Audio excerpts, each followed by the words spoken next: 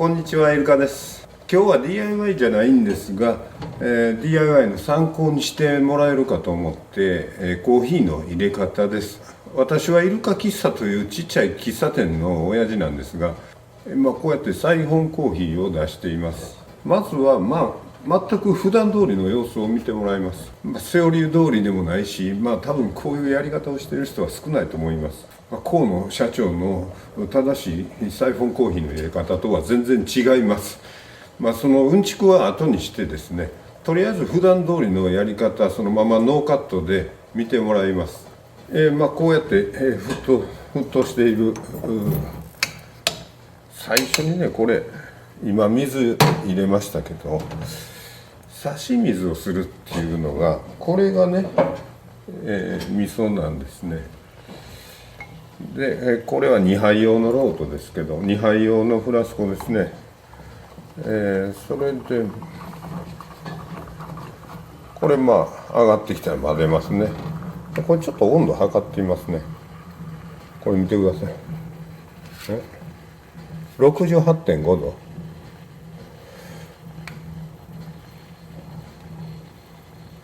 70度ぐらいですね、大体。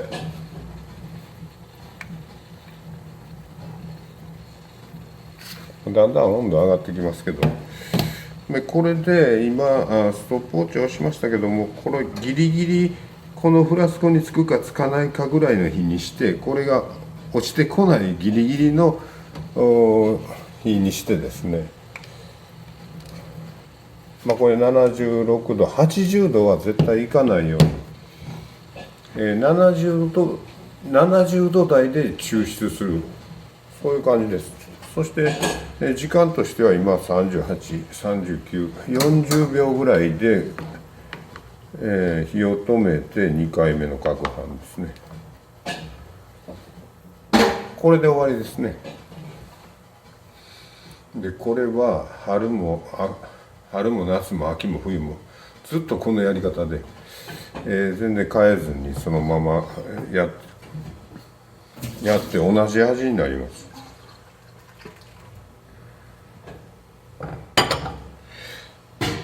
でこれ不思議とですね、この下に降りてくる温度、降りてきたらこれ80度超えてますね。70度台のコーヒーを飲むとちょっと薄いんじゃない、ちょっとぬるいんじゃないかっていう人も中にはいるんですね。私はぬるいコーヒーも好きなんですが、お客さんの中にはね、ぬるいコーヒーは苦手だという人もいらっしゃいます。しかしこのフラスコに降りてくるとまた80度台になるんですね。それはここが温められてたから、それでまたフラスコの方に降りた時に80度台に戻ると。さらにですね、このカップはちゃんと熱湯で温めてますから、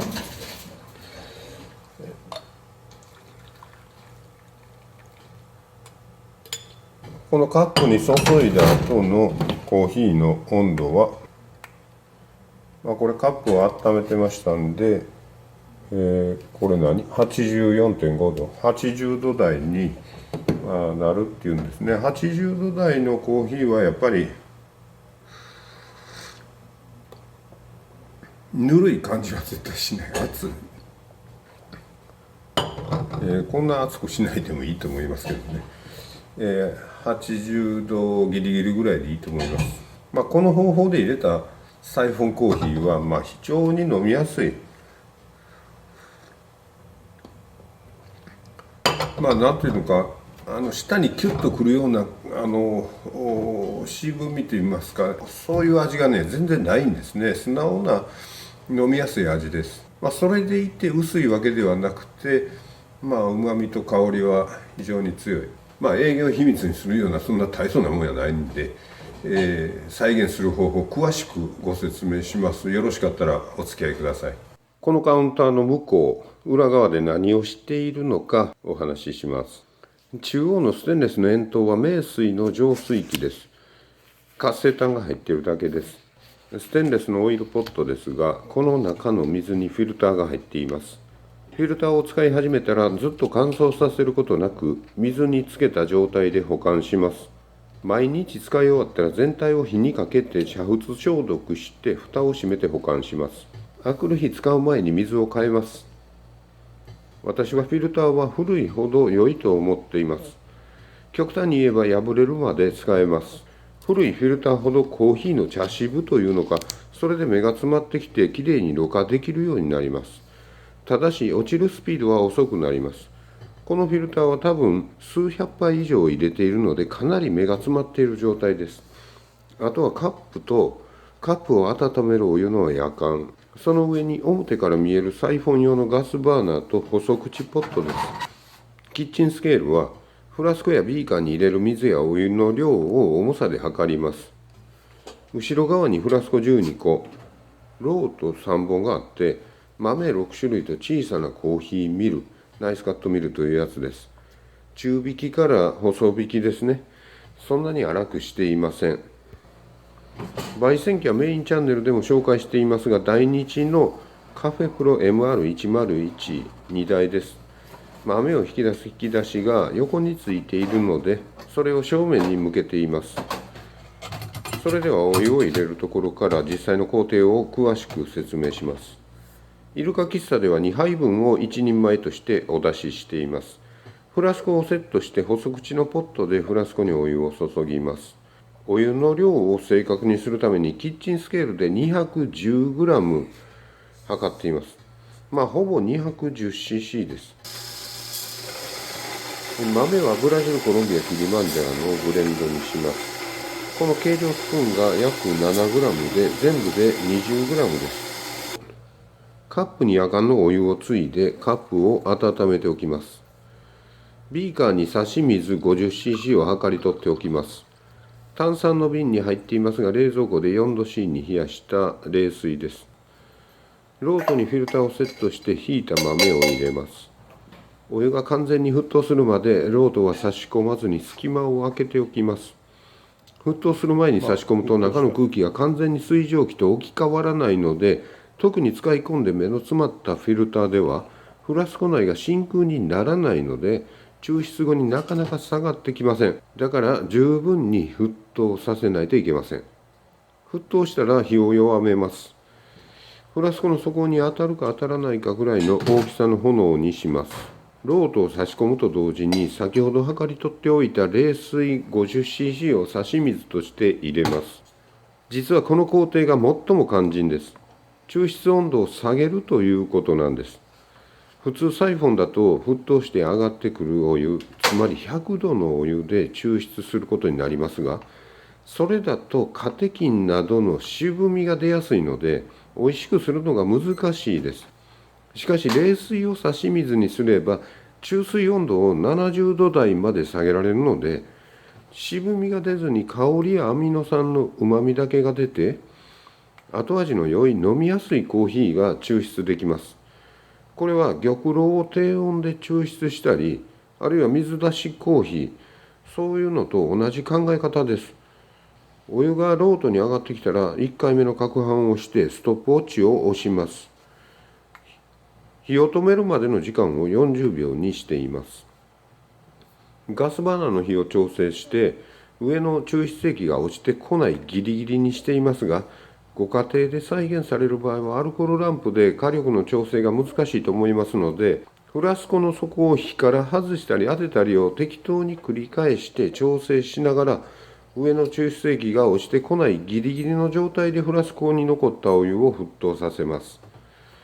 フラスコのお湯を激しく沸騰させると抽出温度がだんだん上がっていきます。だからそれは良くないです。難しい場合は差し水の冷水の量をもっと多くするなどして調整すれば良いと思います。抽出中、上の方に泡の層ができます。これは豆に含まれていた二酸化炭素が出てくるからだということです。焙煎したての豆ほど含まれている二酸化炭素が多いので、この泡の層が分厚くなります。焙煎豆の新鮮さを知る目安になりますが、大して意味はありません。抽出温度は80度以上にならないようにします。40秒経ったら火を止めて2度目の攪拌をします。ロートの方の温度は70度台です。半分くらい降りてくると細かい泡ができて沸騰しているように見えます。実際これは沸騰しています。どういうことかというと、下のフラスコ内の水蒸気が冷えて液体になると、フラスコ内が不圧になってマイナスの圧力ですね。上のロートの抽出液を引っ張ります。そうするとフィルターが通った後の抽出液は引っ張られている状態なので気圧が下がって沸点が下がります。それでロートの先の管の部分で沸騰して細かい泡が出ています。ちょっとややこしいですが、そんな理屈はどうでもいいです。完全にロートの抽出液が降りると、最後は外気が入ってポコポコっと泡が出ます。これは沸騰の泡じゃなくて、外の空気が入ってくるということですね。抽出温度は80度以下でしたが、フラスコ内に降りたコーヒーの温度は80度以上になっています。これはフラスコがずっと加熱されていてガラスが温められていたからです。ペーパードリップでは抽出温度を下げるとぬるいコーヒーになってしまいますが、サイフォンの場合はこのようにうまい具合に温度が上がるので、さらに熱湯で温めたコップに入れればぬるいコーヒーにはならないです。そういう意味でサイフォンというのは非常に温度調整しやすい器具だと言えます。フィルターの目が十分に詰まっていると、抽出されたコーヒーには濁りがなく、このように濃い琥珀色の透明な液になります。新しいフィルターはここまで透明にはならないです。新しいフィルターでやってみます。沸騰したらギリギリまで火を弱めて差し水をする。上がってきたらストップウォッチを押して40秒。これね、新しいフィルターの場合はね、このまま下に降りてしまうことがあります。差し水をすることによって。これは大丈夫みたいですね。この火加減だったら大丈夫。で、この折り方が全然違います。この速さですね。非常に速い折り方をします。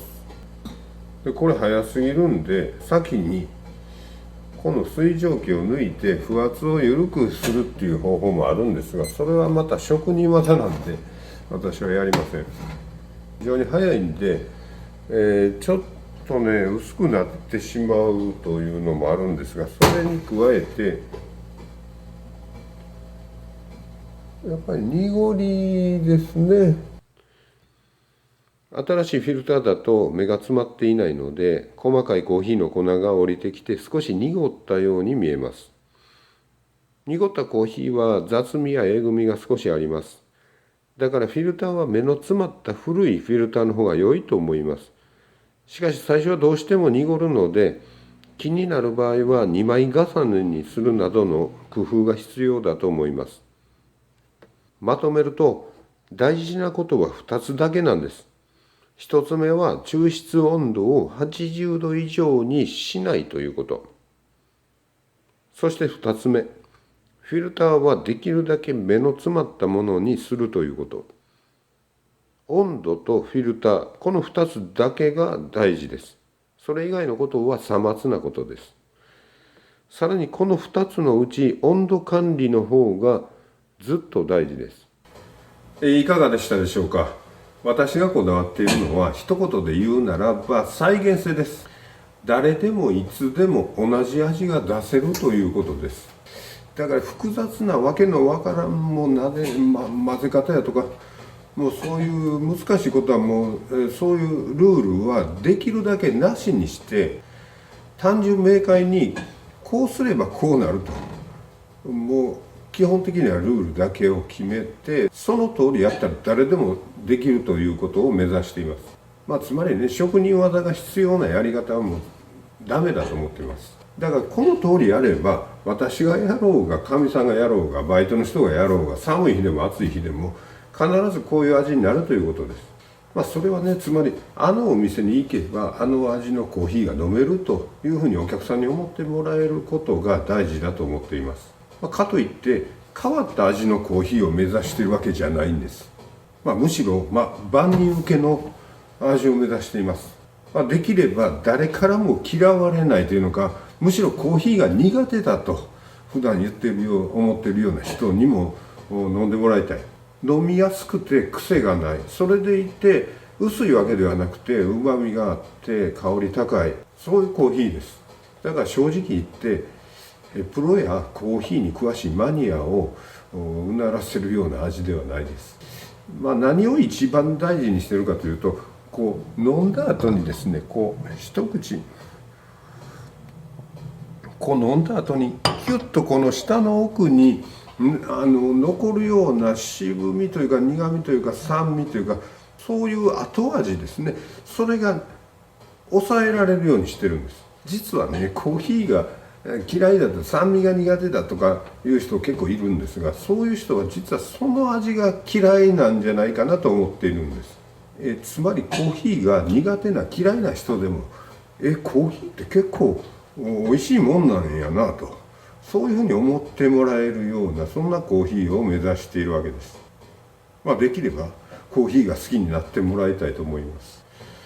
結局コーヒーの味っていうのはある程度のレベル以上になれば、あとは好みの要素が非常に大きいので、どれか一つが正解ということではなくて、どれか一つは正しい、そういうことではなくて、どれもが正解だと思います。